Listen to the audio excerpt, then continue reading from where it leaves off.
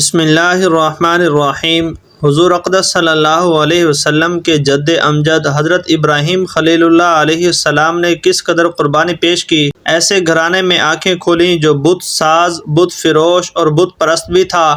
گھر سے لے کر ارکان حکومت تک بت پرستی کی گندی لعنت میں مبتلا تھے، اور بادشاہ وقت اپنے کو خدا اور معبود کہلواتا تھا۔ ایسے ماحول میں توحید کی دعوت دینا کتنے بڑے دل گردے کا کام ہے۔ چونکہ ابراہیم علیہ السلام کو بڑا مقام و مرتبہ عطا کیا جانا تھا، اس لیے طرح طرح کی آزمائشوں میں مبتلا کیا گیا، اور ہر امتحان و آزمائش میں پورے اترے۔ دعوت و تبلیغ کی ابتدا اپنے گھر سے کی، طرح طرح سے اپنے والد محترم کو سمجھایا بجھایا، اور ایک خدائے برحق کی عبادت کی توجہ دلائی، اور انتھک کوشش کی۔ یا ابت لم تعبد ما لا يسمع ولا يبصر ولا يغني عنك شيئا یا ابت لا تعبد الشیطان ان الشیطان کان للرحمن عصیا۔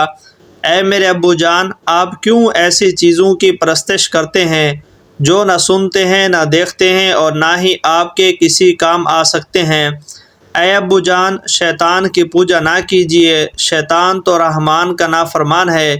بالآخر باپ نے جب بات نہ ماننے اور سنگسار کرنے کی دھمکی دی تو حضرت ابراہیم علیہ السلام الگ ہو جاتے ہیں۔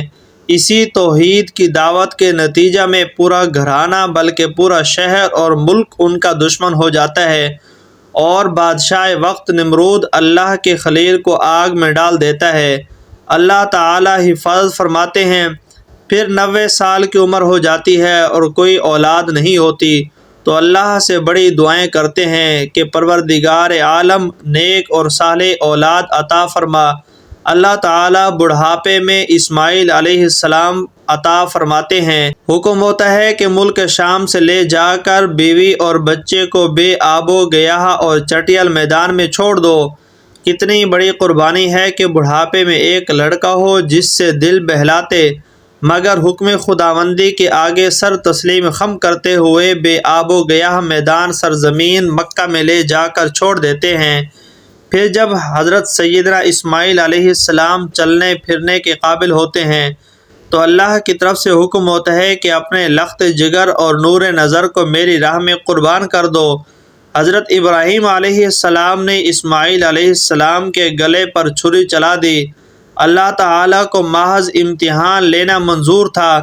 ارشاد ہوا، قد صدقت الرؤیا، آپ نے خواب سچا کر دکھایا۔ انا کذالک نجزی المحسنین، ہم نیکوکاروں کو ایسے ہی بدلہ دیتے ہیں۔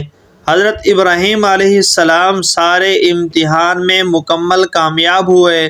وَإِذِ ابْتَلَىٰ إِبْرَاهِيمَ رَبُّهُ بِكَلِمَاتٍ فَأَتَمَّهُنَّ، اور جب ابراہیم علیہ السلام کو ان کے پروردگار نے آزمایا چند کلمات کے ذریعے تو انہوں نے اس کو پورا کر دکھایا۔ جب اتنی ساری قربانیاں پیش کیں اور ہر امتحان میں کامیاب اترے تو اللہ تبارک و تعالی نے فرمایا، انی جاعلک للناس اماما، میں تم کو لوگوں کا امام اور پیشوا بناؤں گا۔ حضرت ابراہیم علیہ السلام کی پوری زندگی ہی قربانیوں سے بھری پڑی ہے۔ کسی شاعر نے کیا خوب کہا، مورخ یوں جگہ دینا نہیں تاریخ عالم میں، بڑی قربانیوں کے بعد پیدا نام ہوتا ہے۔